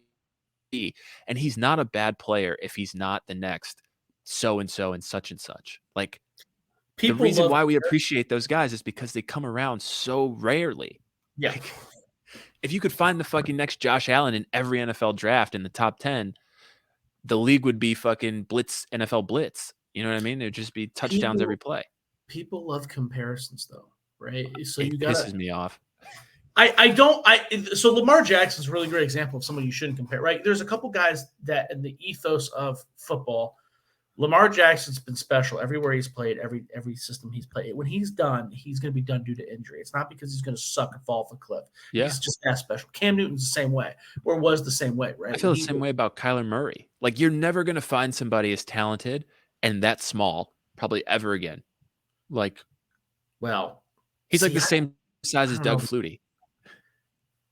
I don't know, because Kyler Murray, I don't see him as someone who's so dude, he shined everywhere. He won 4 straight state championships. Are people saying that he's generational though? Is that a thing? No, but I'm saying he's generational. Really? This kid won 4 straight high school championships. Dude, I thought Colt McCoy played better than him. four straight high school championships. Wins the Heisman. Is the first overall. He didn't do shit at Texas A&M. Yeah, but he was a good player there. As a true freshman. Didn't you think Colt McCoy played better than him last week? Yes, but what I'm saying is, like, he's been really, really good everywhere he's gone, and there's not too many like 5'8" quarterbacks doing what he does. Like, you won't, like, if you find a quarterback who's short, you can't be like, oh, this could be the next Kyler Murray. Like, there will never be, I shouldn't say never, but it will be a long time before we see another Kyler Murray who has that kind of success. Not just like, okay, he won the 4 championships at Allen, and I was like, okay, yeah, but that's just high school. Then he gets to college and he struggles for a bit, and I'm like, oh, see, here we go. And then he freaking wins the Heisman. And then this is an interesting example, because like Lamar Jackson, Cam Newton, Patrick Mahomes, all those guys, they do things that I'm not saying that they're the greatest of all time. I really don't want. I'm not saying that those guys are great, but they all do things that are so unique with how they play. You know, just kind of like Brett Favre. People get compared to Brett Favre all the time. I think that he's so unique in how he plays that it's going to be very hard to find someone that replicates that playing style. But Kyler Murray, I think with the NFL going the way it is, too, where you can't touch the quarterback, A, and B, they're running more. It wouldn't shock me if someone that's. You think so? I don't know. I don't know. I feel like everything about Kyler Murray says he should not be as good as he is. Do you think he shouldn't be as good as he is? Yeah, I mean, because they say he's 5'10", but like, dude, he's not. He's not. And they say he's 207, and I'd say maybe he's 200 pounds. But if I look at his stats, dude, he was Rookie of the Year. He's a 2-time Pro Bowler, Heisman Trophy, Davey O'Brien Award, College Football Player of the Year. But I'm saying for all of these things, and I was just like, it's got to come to an end. This kid is a baby, right? He's too small. Gatorade Football Player of the Year, Mr. Football twice, went 42-0 in high school. And like just put up stupid stats in high school, right? 10,000 yards passing. I'm looking at it now. 10,000 yards passing with 100 touchdowns, another 4,000 yards rushing with another 70 touchdowns. Just dumb. And then he's fucking also good enough to get drafted into the MLB, right? And it's just like, okay. He's good. That's the problem is Kyler Murray rides that line of. And like, dude, when he was drafted in MLB, it wasn't like the Tom Brady where it's like, oh yeah, he was drafted in like the 14th round. He was drafted in the top 10 of the MLB draft. Like, the kid is just like a freak athlete in a midget package. In a midget package. For sure is. Yes, like, for sure. But I don't know that he's like a future. I'm not saying he's a future Hall of Famer or anything, but I'm saying there's not going to. He got benched. I'm saying you're going to have a hard time to find a kid that's like 5'8", $195, with the accolades that Kyler Murray is putting up. And it's because there's probably ever only going to be one Kyler Murray. Like, this is a generational athlete. Whether he's good enough at football to be a Hall of Fame talent, like, his athleticism is generational. But if you take his size out of it, because you're including, you're saying with his size, you're saying his size is what makes him who he is. Because if he was like 6'2", 6'3", and had all this success, I'd just be like, oh yeah, he's a freak. But the fact that he's like 5'5", I'm like, holy shit, this should not be happening. That's different. But there are quarterbacks that are going to be better than him. There are. I mean, if he gets benched next year, I'm not. Yeah. I'm not saying like I think Kyler Murray is like, you'll never find a quarterback as good as Kyler Murray. Because like Lamar Jackson, if he's healthy, he's a dude, right? He's a dude that like. Yeah. Like, don't get me. Maybe I'm being misunderstood. I'm not saying like you should bet the farm on Kyler and like he should go first overall, and that's how it was sounding. But what I'm saying is like you will never find that guy again. And if you ever see a guy like sitting in a draft room and he's like, this could be the next Kyler Murray, he's probably fucking wrong. Like it's probably not. Like, I also God, I don't want to keep saying stuff because I like Kyler Murray. I do. I think he's a very good quarterback, but he's inconsistent. He's a guy that, you know, if he plays like he has been playing as of late, he might ruin the chances of other 5'8", even if there is another guy that's Kyler Murray. Dude, he's a dude.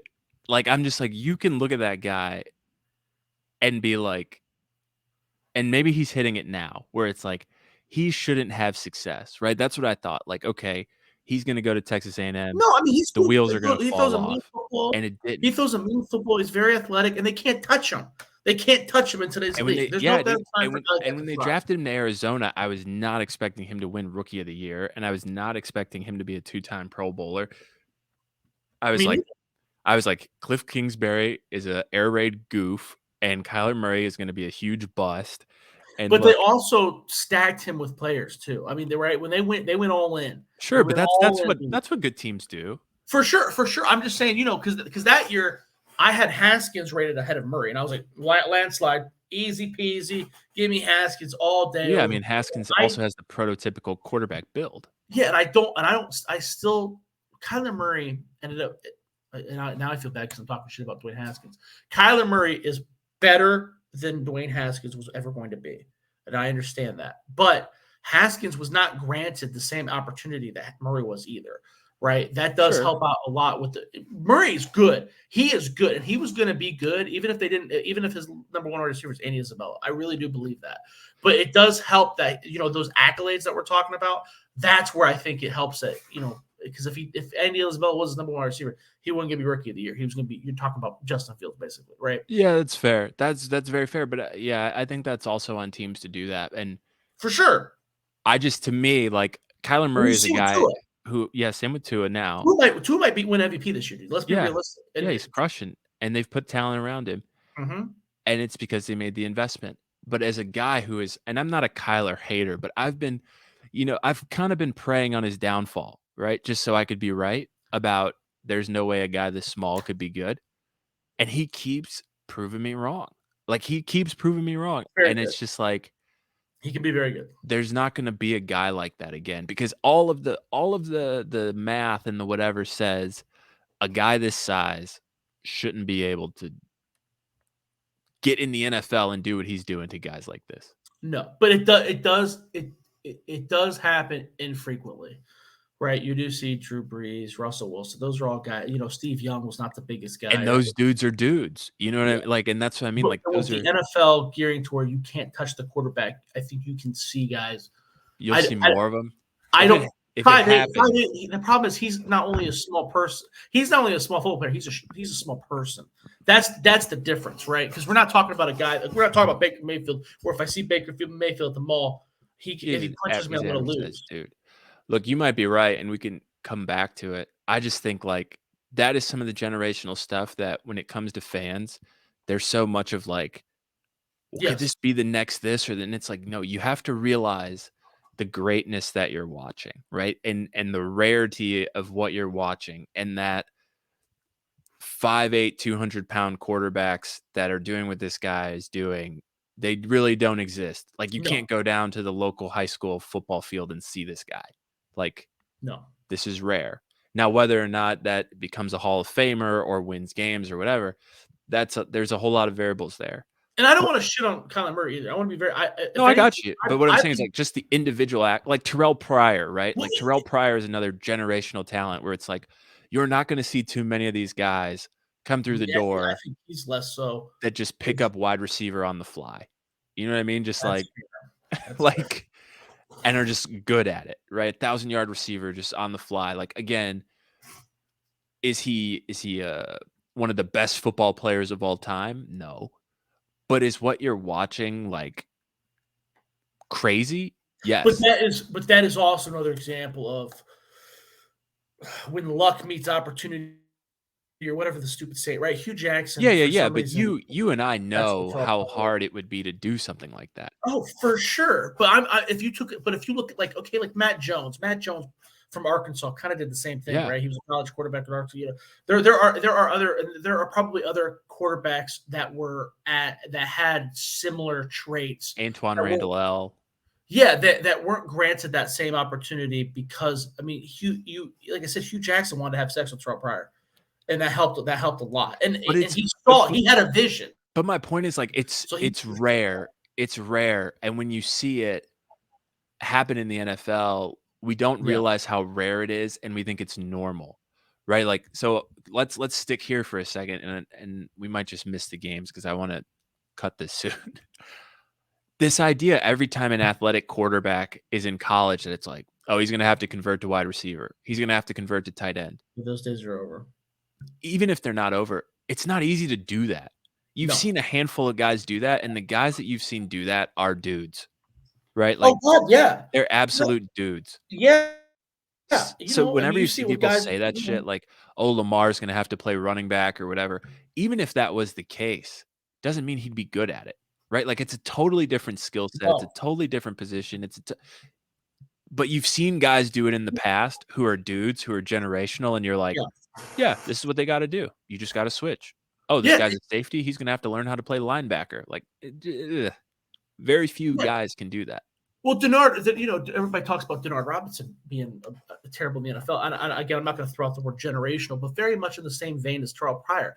And everybody's like, well, he said, I'm like, dude, Denard Robinson was a pretty okay running back in the NFL for a few years. Yeah, and dude. When you're running as a quarterback, it's complete. When you're running as a quarterback, you're avoiding talent with every fiber of your being. When you're running as a running back, you're finding the crease, you're gaining yards. That's your thing. You're gaining yards. And it's just a different mindset. It's a different physicality. There's so many different, you know what I mean? You don't get to free roam. And he deserves a lot more credit than he gets. Dude, it's generational. Like, it's generational. Like, if this is the X-Men universe, like, these guys are part of Charles Xavier's school of the gifted. Like, they're not all Magneto and they're not all Cyclops, but they're fucking X-Men, dude. Like, they are mutants. Randall L., Hines Ward, all those guys. These guys are mutants. And, like, we just don't appreciate it enough. Every time somebody's like, oh, he's just going to have to convert to this. It's like, dude. Well, and back to your Kyler Murray point too, the last time I felt that way about somebody based purely off their size was Darren Sproles. I mean, another guy should not have played as long as he did. Yeah, I was just going to say that. And he dominated in college. Absolutely dominated. And he kind of had some seasons where he dominated in the NFL. Mm-hmm. Yeah. Pretty crazy. Sproles is a great one. Mm-hmm. Dang, dude. Who else? Is there anybody else? Ahmad Bradshaw was bigger than Sproles, but he was not a big guy. He was probably 5'8", and he ran like a hammer. Matt Jones isn't getting. You want to talk about generational? Matt Jones. If you're calling Kyler Murray generational, Matt Jones is generational. Matt Jones was a cocaine habit away from being one of the best wide receivers. He was good too. Yeah, he was good at it immediately. Yeah. He's 1,000-yard receiver, bro. I think, or pretty close to it. He was the best player on an Arkansas team that had Darren McFadden, Felix Jones, and Peyton Ellis. Yeah. By far. The quarterback was running like a the best. 4.4 or 4.3 or whatever he ran. 4.2. He ran a 4.2 at the combine, didn't he? Something stupid. Dude, insane, bro. Yeah, Matt Jones he was another dude. Who else? I'm trying to think. It's hard when you put on the spot like that. You know what I mean? That's what I mean. Just like these guys are just dudes. And Danny Woodhead, another dude that is just like he was 6'6", 242, ran a 4.37. Yeah, I thought it was. Yeah. Bench 225 20 times. Had a 39.5-inch vertical. Yeah, monster. Ooh. Monster. Yeah, it's insane. Cocaine took him down, dude. Pretty much. Or was it alcohol? One of the two. I think it was cocaine. But he was a monster. Well, Danny Woodhead was the other one I was saying. Coming out of D2 program, undersized guy. Chatham State, right? Was it? I thought he was D2. But it's just like Danny Woodhead is another dude that it's like people just don't appreciate like how talented this guy is.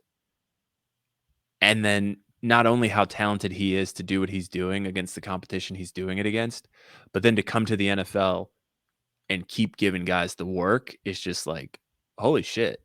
Like, this guy's really good. And yeah, I think that's more. Well, I guess that's the generation. That's the definition of generational, right? Because I was just about to say every generation has their own Danny Woodhead that they probably remember, right? But like, yeah, I guess that's generational, man. And if there's a different word, you can use that word for it. Whatever makes people feel comfortable. It doesn't have to be generational. Well, I think generational. There's a connotation that generational means like. He is so good at everything. He's such a rare specimen. And we're using it more in the sense of his situation is so goddamn unique. Yeah. Yeah. Or they are specimens. Some of them still are specimens. Like, oh, for sure. You know, I just think football is one of those things where it's Pierre like Garcon's another one. Pierre Garcon's another great example. D3. He was a bona fide star. I just think it's different when I think about basketball, right? Like in basketball, you can have generational talents, and because an individual, or same thing with soccer, because I'm getting into soccer, you can have generational talents, and because one person can change the course of a game so much, it's like, oh, LeBron, Kevin Durant, these guys are generational. It's like you can be Darren Sproles and be generational and never make the playoffs. Yep. But there's not another Darren Sproles coming anytime soon, just like there's not another LeBron coming anytime soon. Yeah, you have to have and kind of like I don't know shit about soccer, but like basketball, and I don't know shit about basketball either. But basketball, if everything else sucks around you, there's 5 dudes on the court, and if you're, the best dude, you can kind of get away with a lot, right? You saw it with LeBron with the Cavs. In the NFL, if you're the best dude, you still might suck. Yeah. Like, If you're the best dude, it doesn't fucking matter. Dude, look at Justin Fields, right? Like these last 4 games. He is balling out of his mind, and they've lost 3 out of 4 of them. Yeah, like that is football in a nutshell. Like you can be this good, and he's like, he's breaking whatever records, right? Like breaking Michael Vick's. I see all this shit. Oh, he broke this record, broke that record. He's got all these yards, all these touchdowns. They've lost 3 of their last 4, and it's just like in football, it's so different, and that's why I'm just like. Huh? Look at Joe Thomas for the Browns. Yeah, Joe Thomas was one of the best offensive tackles in NFL Hall of Fame tackle on a for like losing 15 years. Never been close. Hall of Fame tackle on a team that lost every game. Yeah, and that's Orlando Pace is a little different because he was part of the best show the greatest show on turf. But if you watch Orlando Pace highlights, dude, it's insane that the rate. If you watch a whole, not even his highlights, if you watch those old Rams games. At the rate that he's not just blocking people, but he's putting dudes on their ass. Yeah, pancaking. Absolutely. You want to talk about generational in every sense of the word. Orlando fucking Pace, dude. Yeah. In every sense of the word. And, no one even fucking. Jonathan Ogden's another guy that's like, you're never going to find another Jonathan Ogden. Like, it's just so, it's just someone who's that. Someone who's that big, strong, fast, and was in the league for that long. It's such a rare. Jonathan Ogden. He was only in the league for 8 years or so, right? Yeah, not too long. But and he might have won 1 Super Bowl. He might have won 1. I don't know if he was on the Ravens.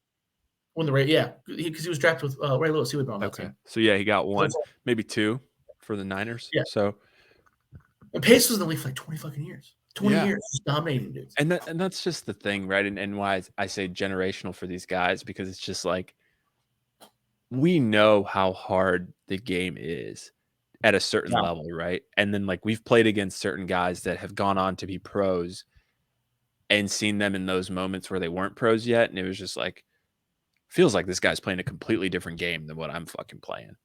So then to see that guy then go to the NFL and still do that is just like, oh, this guy's one of a kind, right? Like this guy is on a different planet.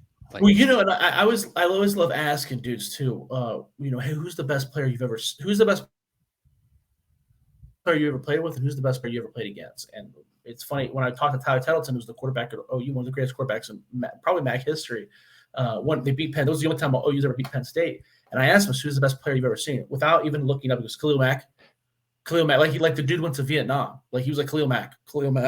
Like you just by his, it's just crazy because when you talk to those guys, by how you could sense how good that guy was. Yeah. From the same, you know, I hate to keep talking about Orlando Pace, but John Cooper, the old Ohio State coach, I asked him, I said, who's the best player you ever coached at Tulsa? And he said, Orlando Pace. And I said, what? And he goes, oh, I'm sorry. I thought you just said best player ever, Orlando Pace. And I'm like that because he was that's how good he was. He just wanted to talk about Orlando Pace. You know what I mean? You see that. It's sometimes you see it. Or Jan White, who played with the Bills. I asked him the same thing as O.J. Simpson. Dude. People don't get it. It's the same thing with the 40s too, where it's like, if you've ever seen somebody run a 4.4 or a 4.3 in real life, it's the fastest shit you've ever seen. Like, it doesn't look like it sometimes on TV, and it doesn't look like it sometimes on the field. But like when you're right there, or you're trying to chase a guy down who's running 4.4, you might as well feel like you're chasing a fucking Olympic sprinter. Like, dude. It's insane. It's some of those guys. You said too, when you're in person, you know. The only time I've ever been on the field that a majored game was when I played, right? But when I started covering Ohio State, I started getting on the field more. And it's just like, I mean, even the other day when Marvin Harrison was playing and I was on the field and seeing him catch passes on the field compared to up in the press box, you're just like, Jesus Christ. Like, this is like, you can see the difference between him. And it's not, he's special, right? It's not like that with there's other guys that play, you know, like with Caden Curry, the freshman.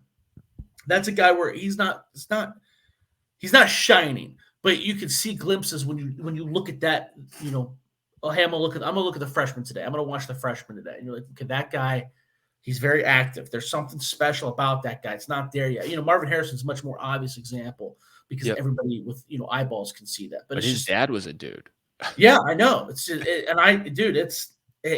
too because he's not built like his dad. Like, it's just wild, man. You know, it's wild. You know, well, I remember when Johnny Manziel was with the Browns. The quarterback room was Johnny Manziel, Brian Hoyer, and Connor Shaw, and they practiced at the Shoe. And we went down there. My dad and I went down there about 3 hours early so we could watch him warm up. And I mean, Johnny Manziel. I mean, dude, he was just like la la la la la la la la la la, throwing it 60 yards in the air effortlessly. Beautiful spiral. Like it was like, God damn, this guy. And then Connor, you know, Brian Hoyer was doing the same passes, but he was like, like it was like, I gotta put everything into it. You know, it was just like, what the fuck? You know, Connor Shaw wasn't making those passes at all. Connor Shaw, you know, he was throwing them 20 yards. But you could see it was just great. And those are guys that are making millions of dollars. And you know, Brian Hoyer's career well surpassed Johnny Manziel. But when I was there and everybody around me could see it, you could see Johnny Manziel, like, dude, was like, dude, this guy, god damn. Like, there's something there. There's something special there. And I do think, like, we got to get into the games because we're almost at 2 hours. But this is when I was talking about Tariq Woolen, and he's popped, and I'm happy, and I hope it lasts. But it was just like, you see this guy, and you see how long he is, and you see how he's playing, and you see what he runs, and you see what he jumps. And I'm like, I think he went 3rd round. Maybe he went 5th round. No, it was really bad. It had to be 3rd round. It might have been a little later, but I'm like, how do you not take a flyer on this guy and just see what happens? Oh, you're right. It was fifth Yeah, round, by the way. which is where I thought he should go. But I'm like, how do you not? Because again, right, like we were saying and what we've been saying, if you've ever been around the game and you know how hard it is and what it looks like, and you know how rare it is to find this size, speed, whatever that this guy Yeah. has. And he dominated too. He dominated UTSA too. Yeah, you 'Cause gotta give him the look. Yeah, you can find guys that have size and speed, like you workout warrior types. Yeah. But to have it and then see it on the field as well. And another thing too that made him special is he was playing wide receiver like 2 years prior. Yeah, just converted to corner and like picked it up immediately. Yeah, you know what I mean? It's just like, oh, okay, let's see what this guy can do. I and mean, they were moving him around too, right? Played safety, was playing in the slot. He was doing same thing with Aaron Jones, right? It's like Aaron Jones is at UTEP just giving guys the business, and it's like, yeah, how do you not give this guy a shot? You know what I mean? Well, that Aaron Jones is a little different because if I remember right, and this is before I got into like quote unquote scouting, but if I remember right, I don't remember him being a size speed specimen. Does that make sense? I remember, so if you're, I mean, there's a no, yeah, he wasn't, but he was giving guys the fucking blues at UTEP. I'm pretty sure. Yeah. Oh, yeah. But there's a lot of guys at that level. Antonio Andrews from Western Kentucky. You know what I mean? Or who's the guy from Appalachian State 2 years ago that was like a 3-time All Sun Belt conference winner? You know what I mean? There are guys. That's the difference between. Well, that's what I'm saying. So I look at Aaron Jones. His last year at UTEP, 1,700 yards. 17 touchdowns rushing, another 200 received. So 20 total touchdowns. And I'm just like, he goes in the 5th round. And it's like, of course he does. Because how do you not take a flyer on this kid? Well, He's putting up 20 touchdowns in what's UTEP playing? Conference USA or something? Like, at the time that might have been Mountain West. I can't remember, dude. But yeah. So I'm just like, that is again the thing where I'm just like, for all the analytics, for all the bullshit, for all the whatever, it's like sometimes there's just dudes, right? And they're once in a lifetime dudes that it's like you can draft a ton. To your point, you can draft a ton of dudes out of UTEP and Western Kentucky that are giving guys the business, and they're not going to be Aaron Jones. But you're going to hit on an Aaron Jones or, a Tariq Woolen or a James Starks or whatever every once in a while, and it's going to make all the difference. But to go out there hunting for those guys and say, this is going to be our next Aaron Jones, this is going to be our next, it's like, probably not. Well, I also don't, the Aaron Jones conversation brings up an interesting, when you talk about the draft too. I don't get why, if you have a guy like Aaron Jones, who's been productive, who's productive for 3 years, even if it was a Conference USA, why would you pick the backup running back from, Michigan or Ohio State? Does that make sense? Because it's like that guy, what you're getting. It feels like a higher floor, but that might be a more relevant question via the situation. T.Y. Hill was another one of those guys. I remember watching him. I remember watching him at Florida International. It was like they just gave him the ball every which way they could, and if he got the ball, who told me about T.Y. Hilton? Carl Sugarman used to tell me. Really? No way, dude. Because he was out there, and he's like, dude, this kid T.Y. at FIU is like the man. He's like, my boys play with him and say like he's that guy, and I was like, oh yeah, whatever. Like you're just hyping up a local kid, but like, oh man, yeah, that was the guy. Every time I bet on pretty much every Florida International game because of him. Devone Best was not so. That whole Hawaii crew kind of, those guys were all kind of like cast-offs, and I think it was Polaris, Devone Best, and I can't remember the third guy, but those guys were all kind of special, unique guys when Colt Brennan was there. You remember those guys, that crew? Mm-hmm. Yeah. Mario Cristobal, he was the head coach at FIU back then. Yeah, that's right. Yeah, and he just fed Hilton. Just fed him. Yeah. All right, let's wrap these games. Let's get out of here. We're way over. Okay. Alfred Morris, another one. Florida Atlantic fullback. Anyways, Lions, Texans. Huh? Commanders, Texans, right? Is that where we're at? Yeah. Oh, yeah. Sorry, yeah. No, Lions are playing the Giants, and the Giants are favored by 3 points.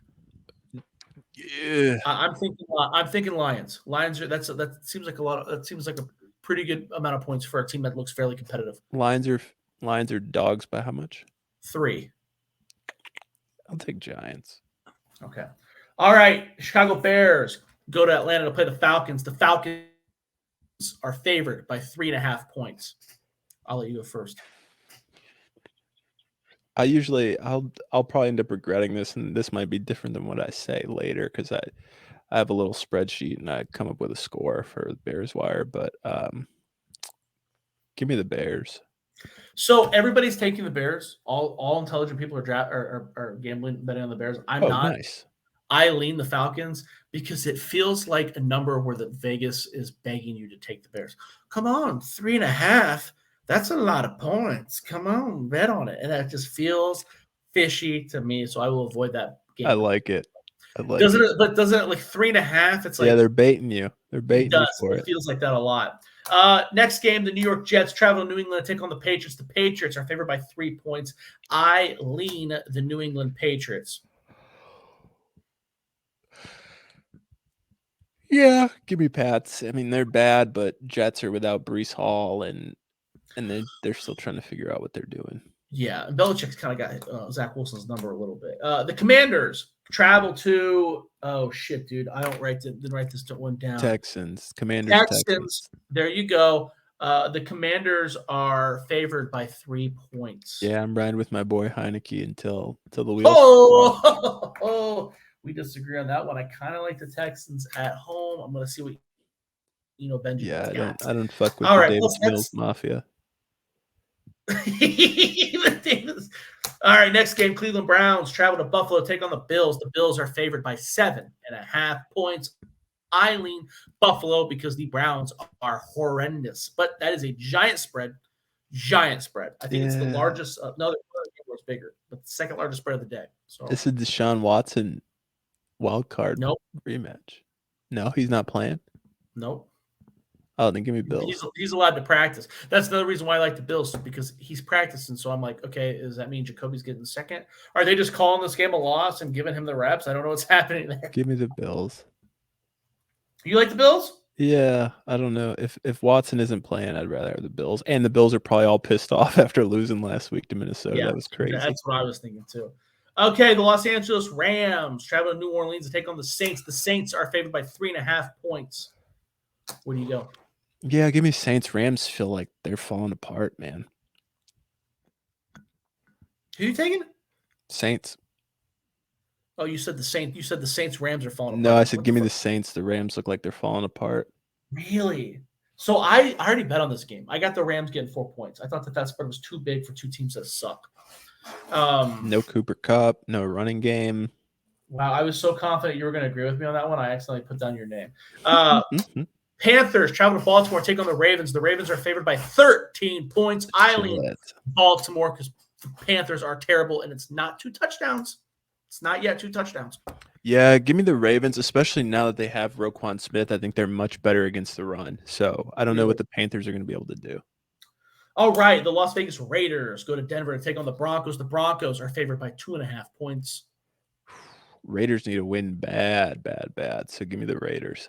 I agree with that. That was pretty much a good summary. Russell Wilson looks – I love Russell Wilson too. It sucks. Are these the Thanksgiving games or is that next week? That's next Okay. Week. Thursdays. Cincinnati Bengals travel to Pittsburgh to take on the Steelers. The Bengals are favored by 4 points. I lean Bengals here. There's no way the Steelers can pull off 2 big upsets in a row. Yeah, give me the Bengals. All right, the Dallas Cowboys travel to Minnesota to take on the Vikings. The Cowboys are favored by 2 points. No, give me the Vikings. I think Vikings keep going. Really? That's interesting. I feel like the train's going to run out. And the Cowboys, I don't know what was up with them last week. All right, Kansas City Chiefs travel to Los Angeles to take on the Chargers. The Chiefs are favored by 5.5 points. I lean the Chiefs. I don't think the Chargers are very good. I say that pretty much every week on the show. Yeah, give me Chiefs. All right, the last game, the San Francisco 49ers travel to Arizona to take on the Cardinals. The Niners are favored by 8 points. My boy, generational Murray. I don't think he's playing. I think Colt McCoy's playing. Colt's playing again? I thought so. Is he not? I don't know. He was forecasted a 0 on fantasy, so I dropped him. Oh, well, then you're probably right. You're probably right. Oh, yeah, it says he's unsure of status. A game time decision. Shit. That sucks. Give me the Niners, and then Let's do the Thanksgiving games too. Well, no, we'll be back before the Thanksgiving games. Yeah, and I don't have that pulled up, dude. I've got them. I don't have the spreads, but I'm looking at them right now. We can do it. We can roll through them if you want. Do you want a podcast the day before Thanksgiving? We can if you want. I don't know. I'm asking, do you really want to do that? We don't have to do it on Wednesday. We can do it on Tuesday. All right. Yeah. Cool. You could try. Yeah, whatever. I'm just. Do you want it? It's up to you, man. I got the games pulled up with the spreads right now. No, let's do it Tuesday. We'll tease we're almost at 2 hours, dude. Yeah, I know. Everybody's logged off. All right, so let's find the games that we agree on. Narrow it down. What do we say? We're gonna do 4 games. 4 locks. Let's do it. Yeah, 4 locks. All right. So the game. This is here's the games that we agree on. We agreed the Patriots over the Jets by 3, the Bills over the Browns by 7.5, the Ravens over the Panthers by 13, the Raiders getting 2.5 from the Broncos, the Bengals giving 4 to the Steelers, the Chiefs giving 5.5 to the Chargers, and the 49ers giving 8 to the Cardinals. I like the Ravens. I do too. I feel like it's such a big spread, but dude. Yeah, but I mean the Panthers are bad. Panthers are bad, dude. I like the Chiefs. Okay, yeah, I can run with that. And then you can pick the other 2. You say the Niners? Yep, I had Niners. Yeah, I agree. I like the Niners too. All right, what's your next one? Last one? Well, should we do the Niners or should we do the Patriots and Bills? Let's go Pats Bills because Browns, they're a game away. Yeah, I think so too. Because if Watson's back practicing, so he's got to be taking reps away from Brissett, and the Bills are pissed, right? They've got to be doing that. Yep, I'm with you on that. Yeah. All right, man. So the 4 locks: the Patriots favored by 3 points over the Jets. The Bills favored by 7.5 over the Browns. The Ravens favored by 13 over the Panthers, and the Chiefs favored by 5.5 over the Chargers. Fuck, not one underdog. It's all right. All right, man. You want to shut this thing down?